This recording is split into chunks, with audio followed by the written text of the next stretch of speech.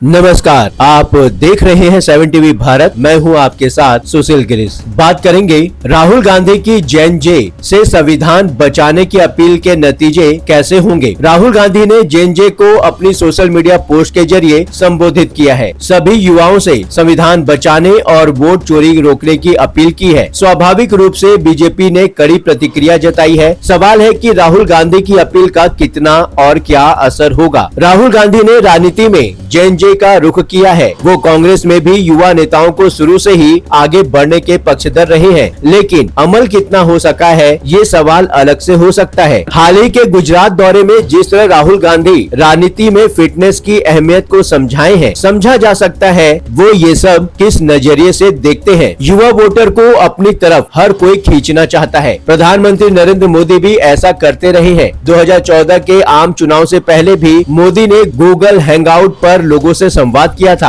सवालों के जवाब दिए थे। तभी लोग उनसे किसी सेलिब्रिटी की तरह सवाल पूछ रहे थे। वे लोग उनकी लाइफस्टाइल के बारे में जानना चाह रहे थे, जिनकी राजनीति में कम दिलचस्पी रही होगी। केंद्र की बीजेपी सरकार की नीतियों में भी इसकी झलक देखी जा सकती है। युवाओं पर केंद्रित स्किल इंडिया कार्यक्रम और प्रधानमंत्री विकसित भारत रोजगार योजना अपने आप में मिसाल है। भारत जोड़ो न्याय यात्रा में राहुल गांधी जिन 5 न्याय की बात कर रहे थे, युवा न्याय भी उनमें से एक था। अब अपनी नई मुहिम में भी राहुल गांधी युवाओं को जोड़ने की कोशिश कर रहे हैं। सोशल मीडिया पर राहुल गांधी ने युवाओं, विशेष रूप से जेन जे से खास अपील की है, क्योंकि अपने वोट चोरी अभियान में वो युवाओं की भी भागीदारी और सपोर्ट चाहते हैं। राहुल गांधी की पोस्ट पर बीजेपी सांसद निशिकांत दुबे ने कड़ी आपत्ति जताते हुए उनकी अपील को हाल की नेपाल और बांग्लादेश की घटनाओं से जोड़कर पेश किया है और अपने खास लहजे में आगाह किया है। सवाल है कि जेन जे से राहुल गांधी की अपील के नतीजे क्या वैसे ही हो सकते हैं जैसी आशंका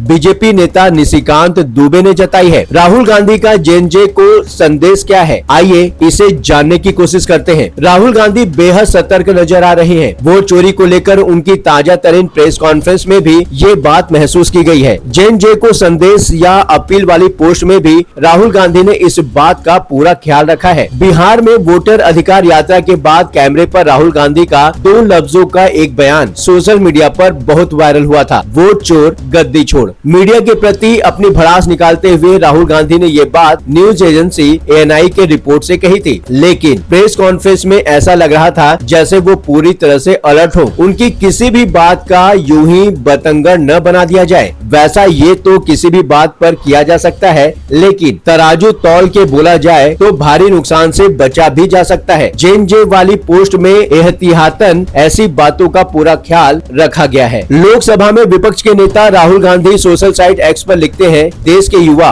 देश के स्टूडेंट्स, देश की जेन जे संविधान को बचाएंगे, लोकतंत्र की रक्षा करेंगे और वोट चोरी को रोकेंगे। मैं उनके साथ हमेशा खड़ा हूँ। जय हिंद। साफ है राहुल गांधी को पहले से ही आशंका रही होगी कि उनके बयान को उस हिसाब से तो नहीं ही पेश किया जाएगा जो वो कहना चाहते हैं। राजनीतिक विरोधी निश्चित तौर पर बयान में अपने काम का एंगल खोज ही लेंगे। प्रेस कॉन्फ्रेंस में भी राहुल गांधी के निशाने पर प्रत्यक्ष रूप से मुख्य चुनाव आयुक्त ज्ञानेश कुमार ही थे, लेकिन राहुल गांधी अपने बयान में देश की बात करना नहीं भूले। राहुल गांधी का कहना था, मैं मुख्य चुनाव आयुक्त के खिलाफ 100% सबूत रखने जा रहा हूं और लगे हाथ ये भी जोड़ा था, मैं अपने देश को प्यार करता हूं। राहुल गांधी ने दोहराया, पुख्ता सबूतों के साथ ही अपनी बात कह रहा हूं। मुझे अपने देश और संविधान से प्यार है और मैं अपने संविधान की रक्षा करूंगा। फैसला तो जेन जे को ही करना है। जेन जे को कांग्रेस नेता राहुल गांधी ने अपना संदेश भेज दिया है और बीजेपी नेता निशिकांत दुबे ने अपने हिसाब से समझा भी दिया है। समझाने के साथ अपने अंदाज में धमका भी दिया है। बीजेपी सांसद निशिकांत दुबे ने अपनी तरफ से राहुल गांधी ये समझाने की कोशिश की है कि जो संदेश कांग्रेस नेता ने जेन जे को दिया है उसके नतीजे अच्छे नहीं होंगे, लेने के देने पड़ेंगे। राहुल गांधी की प्रेस कॉन्फ्रेंस से पहले कांग्रेस की तरफ से सोशल मीडिया पर लिखा गया था, कुर्सी की पेटी बांध लीजिए। असल में वोटर अधिकार यात्रा के समापन के मौके पर राहुल गांधी ने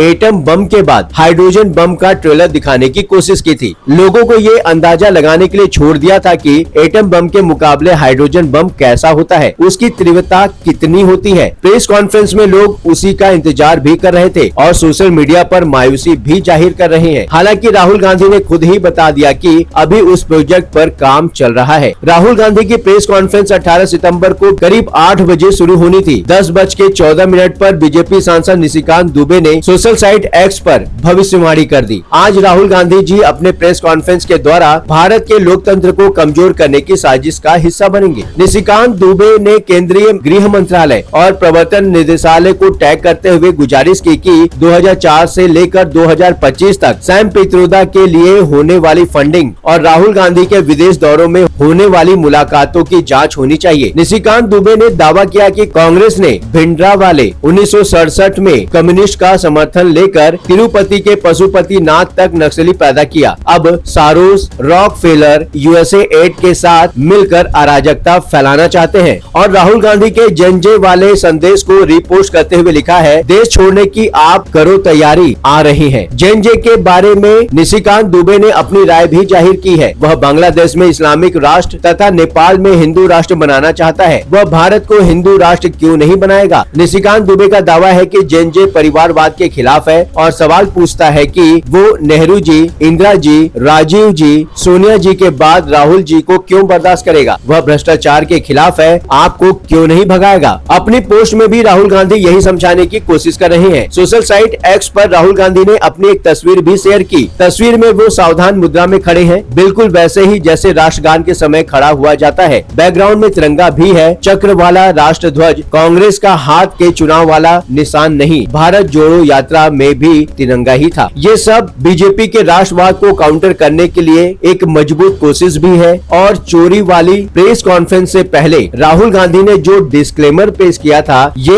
उसी का एक्सटेंशन भी है, ऐसे समझा जा सकता है। राहुल गांधी और उनके सलाहकार समझ गए हैं कि उनके किसी भी बयान को, किसी भी एक्शन को, किसी भी मुहिम को उनके राजनीतिक विरोधी अगले ही पल राष्ट्र विरोधी, पाकिस्तान परस्त और तुष्टीकरण से जोड़कर पेश कर सकते हैं। देर से ही सही, देर आए और दुरुस्त आने के लिए प्रयासरत राहुल गांधी धीरे धीरे समझने लगे हैं। कभी भी कहीं भी सावधानी हटी और दुर्घटना घटी। लंबी यात्राओं का फायदा होता ही है, सड़कें याद हो जाती हैं, सड़कों के संदेश भी याद हो जाते हैं। इस विषय पर आपका अपना विचार क्या है, नीचे कमेंट बॉक्स में लिखकर हमें जरूर बताएं। चलते चलते एक बात बताना जरूरी है, यदि आप कोई जरूरी बात हम तक पहुंचाना चाहते हैं, चाहे वो प्रशासन से जुड़ी परेशानी हो, आपके साथ हुआ कोई अन्याय, कोई सामाजिक समस्या या फिर कोई ऐसी बात जिसे समाज के सामने लाना जरूरी है, तो आप बेझिझक स्क्रीन पर दिए गए व्हाट्सएप नंबर 9998323655 पर आप हमसे सिर्फ व्हाट्सएप मैसेज के माध्यम से संपर्क करें। 7 टीवी भारत की टीम आपकी बात को गंभीरता से सुनेगी और जरूरत पड़ी तो पूरी जिम्मेदारी के साथ उसे सबके समक्ष उठाएंगे। आपका विश्वास ही हमारी ताकत है। इस चैनल को सब्सक्राइब करें, वीडियो पसंद आया हो तो वीडियो को लाइक करें। लगातार खबरों के लिए बने रहिए 7 टीवी भारत के साथ।